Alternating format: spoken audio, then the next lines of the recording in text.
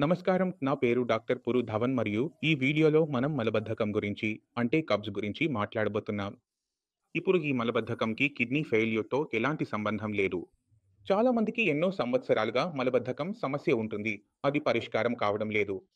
ఇప్పుడు మలబద్ధకం వల్ల వారి మొత్తం శరీరంపై ప్రభావం పడుతుంది. అందులో వారి కిడ్నీలు కూడా ఉంటాయి. ఎందుకంటే మీ పొట్ట సరిగ్గా శుభ్రంగా ఉంటే మలినాలు బయటకు వెళ్తాయి. మీ మలినాలు సరిగ్గా బయటకు పోకపోతే గ్యాస్ ఏర్పడితే ఆమ్లత అసిడిటీ వస్తే ఎక్కడో ఒకచోట మీ శరీరంలో ఆ ఎనర్జీ ఉండదు. మీకు అదే ఆమ్లత గ్యాస్ ఏర్పడుతోంది. మీరు ఇబ్బంది పడుతున్నారు. బీపీ పెరుగుతోంది. రాత్రి నిద్రపోలేకపోతున్నారు అంటే మొత్తం శరీరపు రొటీన్ మొత్తం చెడిపోవడం ప్రారంభమవుతుంది. అందువల్ల కొన్ని కేసుల్లో, చాలా తీవ్రమైన కేసుల్లో మేము చూస్తాము మలబద్ధకం ఉన్న రోగికి చాలా కాలంగా ఈ సమస్య ఉంది. బీపీ ఒక్కసారిగా పెరగడం ప్రారంభమైంది.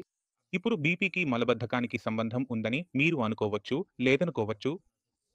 కానీ ఈ మలబద్ధకాన్ని తొలగించడం ప్రతి రోగిలో అవసరం. వారు కిడ్నీ ఫెయిల్యూర్ రోగులైనా కాకపోయినా. ఇప్పుడు తరచుగా మలబద్ధకం గురించి మాట్లాడతారు. రోగి వెళ్తాడు. ఏమంటాడు అంటే డాక్టర్ గారు మలబద్ధకం ఉంది. మందు ఇవ్వండి అంటాడు కదా! మనది ఎప్పుడూ ఇదే దృష్టికోణం ఉంటుంది. కానీ ఇది సరైనది కాదు. మీరు అర్థం చేసుకోవాల్సింది ఏమిటంటే మన శరీరంలో మలం ఎలా తయారవుతుంది అన్నది. మనము తినే ఆహారంలో కొన్ని పదార్థాలు శరీరం శోషించుకుంటుంది. అది మలంగా మారదు. సరే, మీరు పాలు తాగితే మలం ఎక్కువగా తయారవ్వదు. గుడ్లు తింటే కూడా మలం ఎక్కువగా తయారవ్వదు. కొన్ని పదార్థాలు మాత్రం పూర్తిగా మలాన్ని ఏర్పరచేస్తాయి. ఉదాహరణకి నేను ఒక క్యారెట్ తింటే ఆ క్యారెట్ దాదాపు మొత్తం బయటకు వస్తుంది. దానిలో ఉన్న పోషకాలు కొంతవరకు మాత్రమే శరీరం శోషించగలదు. కానీ అందులోని ఫైబర్, దాని తంతువు పూర్తిగా బయటకు వస్తుంది. కాబట్టి ప్రతి పదార్థం యొక్క కూర్పు ఏమిటి, అది మన శరీరంతో ఎలా ప్రతిస్పందిస్తుంది, ఎలా పరస్పరం చర్య చేస్తుంది అనేది మీరు అర్థం చేసుకోవాలి. అందువల్ల ఒక రోగికి మలబద్ధకం ఉంటే అతను తన ఆహారపు అలవాట్లను పరిశీలించాలి. నేను మీకు ఒక ఐడియా ఇస్తాను. అతను రోజంతా ఏమి తింటున్నాడు? ఉదయం పాలు తాగాలి. దానితో పాటు బ్రెడ్ తింటున్నాడు. సరే, బ్రెడ్ తినకపోతే రొట్టె తింటున్నాడు. సాదా రొట్టెలు తింటున్నారు. మధ్యాహ్నం అతను దాల్ అన్నం తింటున్నాడు. రాత్రి మళ్ళీ గోరుచిక్కుడు లేదా టిండా కూరతో పాటు రొట్టె తింటున్నాడు. మీ ఆహారం ఇదే అయితే మీకు మలబద్ధకం తప్పనిసరిగా వస్తుంది. ఎందుకంటే ఇది సాధారణ ఆహారం. అందరూ తింటారు. కొందరికి మలబద్ధకం వస్తుంది. కొందరికి మలబద్ధకం రాదు. ఇప్పుడు ఇందులో మలబద్ధకం ఎందుకు వస్తోంది అనేది మీరు మనసులో ఆలోచించలేదు. నేను మీకు చెప్పుతాను ఎందుకు అంటే ఇందులో కూరగాయలు లేవు. ప్రభాతంలో మీరు ఏమి తిన్నారు? బ్రెడ్ లేదా మీరు రొట్టె తీసుకున్నారు. దానితో కొద్దిగా పాలు తీసుకున్నారు. మధ్యాహ్నం మీరు దాల్ అన్నం తిన్నారు. దాల్లో కూడా మనకు ఎలాంటి కూరగాయలు లేవు. అన్నంలో కూడా ఎలాంటి ఫైబర్ లేదు. అదే విధంగా రాత్రి మళ్ళీ మనం రొట్టె తిన్నాం. దానితో పాటు మనం కూర కూడా తిన్నాం. ఏ కూర తిన్నాం? ఆ కూర తిన్నాం. అందులో ఉండే ఫైబర్ చాలా తక్కువగా ఉంటుంది. అది సాల్యుబుల్ ఫైబర్. అందువల్ల మలంలో బల్క్ ఫార్మేషన్ జరగదు. దాంతో రోగికి అదనపు మలబద్ధకం సమస్యగా ఉంటుంది. అయితే మనం ఏమి చేయాలి? ముందుగా మన ఆహారాన్ని మార్చాలి. ఆహారంలో ఇన్సల్యుబుల్ ఫైబర్ పరిమాణాన్ని పెంచాలి. ఇది మలాన్ని సరిగా ఏర్పడేందుకు సహాయపడుతుంది. సరే, ఎందుకంటే మలం ఎక్కువగా తయారవ్వకపోతే అది బయటకు కూడా రాదు. మీరు తినే రొట్టె అంత పెద్దదిగా కనిపిస్తుంది కదా! కరెక్ట్. కానీ అది కడుపులోకి వెళ్ళాక చాలా చిన్నదిగా మారిపోతుంది. రోజుకు మీరు 6 రొట్టెలు, 8 రొట్టెలు తిన్నా చివరికి ఎంత మలం తయారవుతుంది? చాలా తక్కువే. అది మొత్తం బయటకు రాదు. కొంత భాగం లోపలే ఉండి గ్యాస్‌ను తయారు చేస్తూనే ఉంటుంది. కాబట్టి మీరు మంచి ఫార్మేషన్ చేయాలి. అందుకే మీరు తీసుకునే ఆహారం మంచి గుణమై ఉండాలి. కాబట్టి మీరు ఉదయాన్నే మీ కూరగాయలపై దృష్టి పెట్టాలి. బ్రేక్‌ఫాస్ట్‌లో కూరగాయలు తప్పనిసరిగా ఉండాలి. మీరు బ్రెడ్ తింటున్నారు, నిషేధం లేదు. కానీ పక్కన బీన్స్ ఉన్నాయి, మటర్ ఉంది, క్యారెట్ ఉంది. వీటిని మీ పక్కన తప్పకుండా పెట్టుకోండి.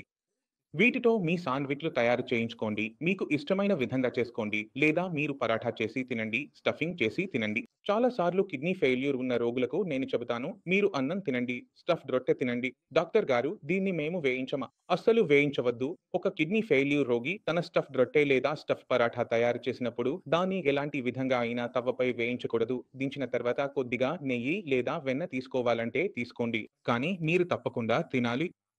మీరు మిస్ చేయకూడదు. ఎందుకంటే మీ శరీరంలో బలహీనత మొదలైతే ఈ కిడ్నీ ఇప్పటికే పోయింది, దెబ్బతింటోంది.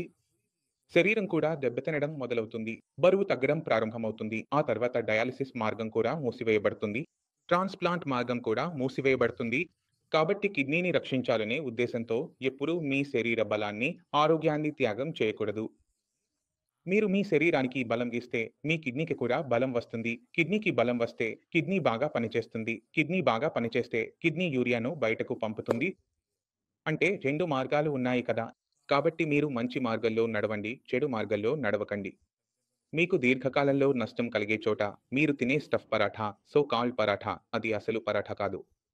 అది స్టఫ్ రొట్టి మాత్రమే. తందూరి పరాఠా అని కొంతమంది అంటారు. పంజాబీలు అంటారు. దానిపై కొద్దిగా నెయ్యి లేదా వెన్న వేసుకొని తినవచ్చు. మరియు ఎంత తినవచ్చు అంటే మీకు ఎంత ఇష్టమైతే అంత తినవచ్చు. ఎందుకంటే అది ఫ్రై చేయబడింది కాదు.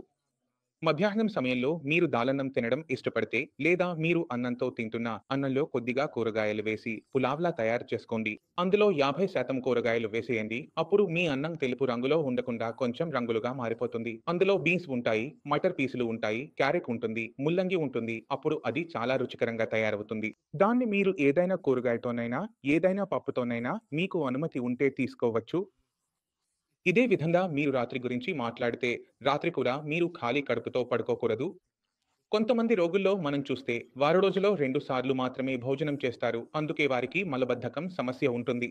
మీరు 3 సార్లు భోజనం చేయాలి. కాబట్టి రాత్రి భోజనాన్ని మిస్ చేయకూడదు. ఎందుకంటే రాత్రి మీరు బాగా తింటే మీకు నిద్ర కూడా బాగా ఇది నేర్చుకోండి. అప్పుడు మీరు మీ పనులన్నీ హాయిగా చేసుకోగలుగుతారు మరియు మీ శరీరం శక్తిని నిలుపుకుంటుంది. అందువల్ల రాత్రి భోజనం చేయాలి. మళ్ళీ మనం ఏమి చేస్తామంటే, గాజరుతో కలిపిన పిండి లేదా కూరగాయలు తింటాం, లేదా ముల్లంగి రొట్టె తయారు చేస్తాం. ముల్లంగిని తురిమి పిండిలో కలిపి ఆ రొట్టెను తయారు చేస్తారు. అలాగే మన దగ్గర పప్పు కూర ఉంటుంది లేదా తర్వాత పప్పుతో పాటు కొద్దిగా బీన్స్ కూర తీసుకోవచ్చు. బీన్స్ చాలా తక్కువ మంది తింటారు. దాన్ని కూడా జోడించవచ్చు. ఇవి ఫైబర్‌లో సమృద్ధిగా ఉంటాయి కాబట్టి తినడం మంచిది. ఫైబర్ జీర్ణం కాదు. ఫైబర్ బయటకే వస్తుంది. కానీ అది ఏమి చేస్తుంది? స్టూల్‌ను మంచి పరిమాణంలో తయారు చేస్తుంది. మలము ఏర్పడినప్పుడు ఉదయం మీది మొత్తం బాగా శుభ్రంగా అవుతుంది. మీ మలం తక్కువగా తయారవుతుంటే ఇప్పుడు బాడీ ఏమి బయటకు పంపుతుంది. అది బయటకు రావడం కష్టం అవుతుంది. అందుకే మీకు మలబద్ధకం ఉంటుంది. దాంతో గ్యాస్, యాసిడిటీ వల్ల నొప్పి, ఆందోళన అన్నీ వస్తాయి. కాబట్టి మీరు ఆహారంపై దృష్టి పెట్టాలి. ఆహారంలో ఇన్సాల్యుబుల్ ఫైబర్ పరిమాణాన్ని పెంచండి. ఎందుకంటే మీరు కూరగాయలు తింటే విటమిన్లు, మినరల్స్ శరీరానికి మంచి పరిమాణంలో చేరతాయి. మీకు శక్తి కూడా వస్తుంది. కడుపు కూడా శుభ్రంగా ఉంటుంది. శరీరం కూడా యాక్టివ్‌గా ఉంటుంది. పూర్తి రోజు శక్తి కూడా ఉంటుంది. ఎలాంటి బలహీనత రాదు. కూరగాయలు తినడం వల్ల కిడ్నీకి ఎలాంటి హాని కలగదు. ఇది మనకు క్రియాటినిన్ తగ్గించడంలో, యూరియా తగ్గించడంలో సహాయపడుతుంది. ఎందుకంటే శరీరంలో వ్యర్థ పదార్థాలు ఇక నిలవవు కదా! ఇది మురికి. మలం కూడా మురికే కదా! ఇప్పుడు ఆ మురికి మన నుండి సరిగ్గా బయటకు వస్తోంది. శుభ్రంగా అవుతోంది. అది స్వయంగా జరుగుతోంది. ఇది చాలా మంచిది. మరి మనం ఎందుకు మందులు తినాలి? ఎందుకు అనవసరంగా మన సిస్టమ్‌పై భారం వేయాలి? ఎందుకంటే ఏదైనా అనవసరంగా మన శరీరంలో పెడితే కిడ్నీ బాగోలేకపోతే కిడ్నీకి హాని కలిగే అవకాశం పూర్తిగా ఉంటుంది. చాలా మంది ఉప్పు కలిసిన చూర్ణం తింటూ ఉంటారు. మీరు పేగులు శుభ్రం చేసుకోవడానికి ఉప్పు కలిసిన చూర్ణం తినకూడదు. ఎందుకంటే అందులో ఉప్పు ఉంటుంది. మీరు పరీక్షించినప్పుడు మీకు అర్థమవుతుంది. ఇందులో ఉప్పు ఉంది. మీరు దీన్ని అసలు తినకూడదు. ఎందుకంటే మీరు ఎంత ఎక్కువ ఉప్పు తీసుకున్నా అందులో తెలుపు ఉప్పు లేకపోయినా నల్ల ఉప్పు అయినా నవసాధారణమైన అవి బీపీని పెంచుతాయి. అవి బీపీని పెంచినప్పుడు ఆ బీపీ వల్ల మీ కిడ్నీకి నష్టం కలగడం ప్రారంభమవుతుంది. కాబట్టి ఈ విషయాలను మీరు గుర్తుంచుకోవాలి. మీ శరీరంలో ఏ రకమైనదైనా అది ఆయుర్వేదమైన, అలోపతిక్ అయినా, హోమియోపతిక్ అయినా అవసరం లేని మందులను తీసుకోకూడదు. మీరు ఈ విషయాలను గమనిస్తే మీకు మలబద్ధకం ఉండదు. మలబద్ధకం మందులు కూడా తీసుకోవాల్సిన అవసరం ఉండదు. మీ శరీరం ముందే మెరుగ్గా పనిచేయడం ప్రారంభిస్తుంది. ఎందుకంటే చిన్న చిన్న సమస్యలు అన్నీ తొలగిపోతాయి. ఈ వీడియో ద్వారా మీరు మలబద్ధకం తొలగించడానికి డాక్టర్ పురు ఏమి సలహా ఇస్తారో అర్థం చేసుకున్నారని నేను ఆశిస్తున్నాను. మీకు నచ్చితే దయచేసి ఫాలో అవ్వండి. ఇంకా ఏవైనా సందేహాలు ఉంటే నన్ను ప్రత్యక్షంగా కూడా కలవచ్చు. డాక్టర్ గారి పూర్తి టీం ఉంది వాళ్ళు. ఏ విషయమైనా మాట్లాడవచ్చు. అలాగే మీతో ముందుకు సాగాలని కోరుకుంటున్నాను. తదుపరి వీడియోలో కలుద్దాం. అప్పటి వరకు నమస్తే.